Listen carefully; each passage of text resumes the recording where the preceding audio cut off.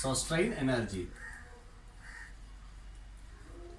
For explaining the strain energy, first we will study the load deflection diagram for a spring. Here we can take the load in y-axis and the deflection of the spring in x-axis. And if we plot a graph, we will get a linear curve like this. The area under this curve will give the strain energy stored, and the strain energy is indicated by the letter U. So the strain energy is the area of this triangle OAB, area of the triangle OAB. That is equal to half into deflection. We can indicate it by the letter delta, and the load is indicated by the letter F. Then the strain energy stored is equal to half into force into elongation. This is the expression for strain energy. And more about strain energy. Strain energy, it is the energy stored inside an elastic member when an additional force is or external force is applied to the body.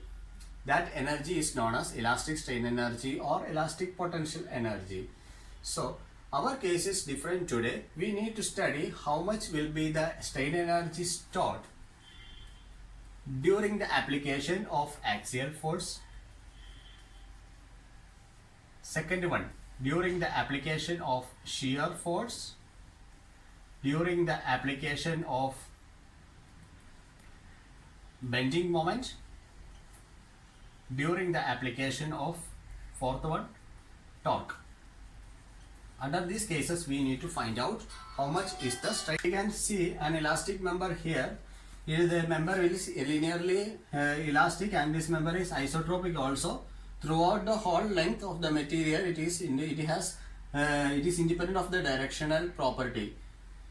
That is an isotropic material. So we can find a linearly elastic isotropic material here, and this member is fixed at these both ends.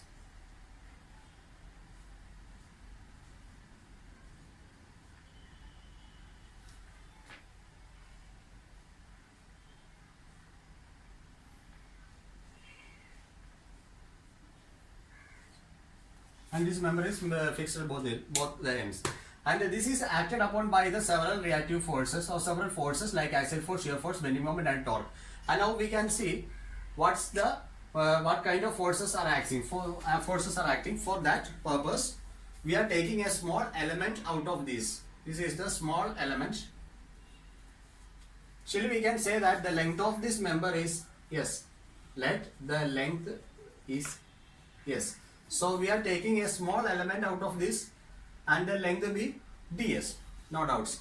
And now we can see the forces acting on it.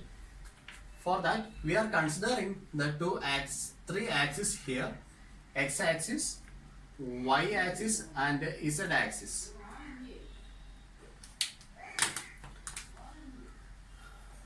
Now the forces acting along the x-axis is Fx. The moment acting is mx. In the y-axis, similarly, Fx and my. Here Fz and mz.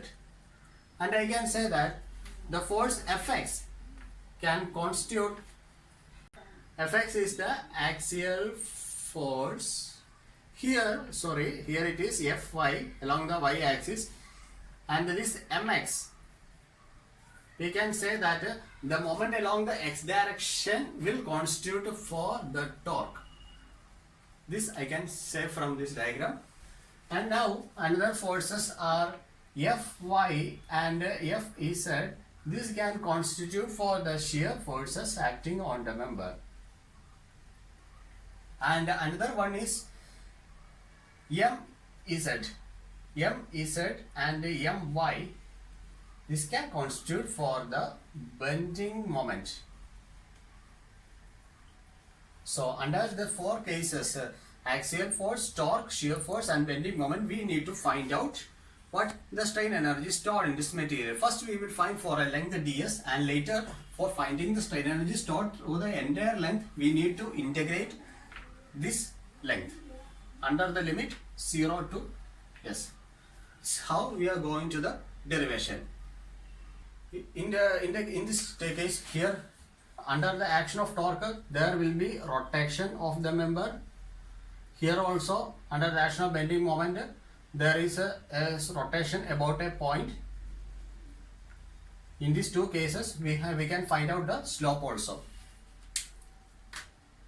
Axial force. First case, under the axial force, we have the basic equation. Shear stress divided by strain is the modulus of elasticity. Stress sigma divided by strain is the modulus of elasticity E. Stress means that is the force by area, whole divided by change in dimension by original dimension. That's the strain, is the Young's modulus E. And we have the equation delta L is equal to FL divided by AE, where L is the total length of the member we considered, F is the type of force acting on the member, A is the area, cross-sectional area, E is the elastic modulus, and delta L is the deflection or elongation occurred to the member.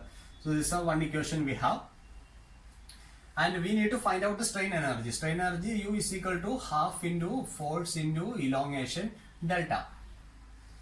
Here, instead of delta L, we have the elongation delta force. What kind of force? Fx, it is acting along the axis, which can constitute the axial force. Fx into total length of the element under consideration is ds. So instead of L, we need to write ds divided by A into P. And this is half into what is force? It is same axial force into deflection, Fx into ds divided by A into E. That is Fx square ds divided by 2A. For obtaining the strain energy for the whole length, we need to integrate within the limit 0 to S. This is the equation, first equation. U is equal to integral 0 to S Fx square ds divided by 2A. And now we can find out the strain energy stored under the shear force. Now under the action of shear force, how much is the strain energy stored? Strain energy stored U is equal to half into force into elongation. Force we are considering in y-axis and z-axis. That can constitute for the shear force, as I said, that is equal to half into force. We can take the force along y-axis into delta. Now we need to find out an expression for this delta. So now we have the equation change in length by original length. Change in length divided by original length. It is what? It is the strain gamma. If we are considering the shear, we can say that it is the shear strain, where we can tell that delta L is the displacement occurring to the surface divided by length of the displaced surface. Then it is the shear strain. I am taking like that. Delta L is the displacement occurred to the surface. L is the length of the sheared face. So this gamma will be the shear strain. Now we have one another thing. Shear stress divided by shear strain is the modulus of rigidity G. From this equation we can write gamma is equal to tau divided by G. So instead of this gamma, we can write a tau divided by G also. First, this delta L is the deflection and L is the original length. So we can rewrite it as delta divided by length. How length is ds is equal to gamma. Instead of this gamma, we can substitute tau by G. Delta divided by ds is equal to tau divided by G. From this, delta is equal to tau ds divided by G. What is this tau? Tau is the shear stress. Shear stress, it is the tangential force divided by area. F ds divided by Ag. We can write like this. And now we are substituting the value of delta here. And again, this strain energy U is equal to half into Fi into this delta there. F force along the y direction, Fi in ds divided by Ag. And now this is the equation for strain energy stored under the action of shear force. If you need to calculate the entire length, you need to integrate within the limit 0 to S. This is the equation for strain energy. Now we can find out the strain energy stored under the bending moment. Third case, under the bending moment.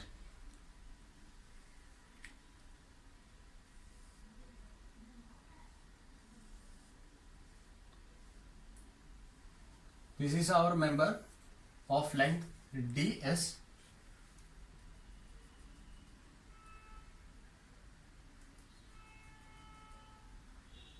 Due to the bending moment, it gets rotated by an angle phi.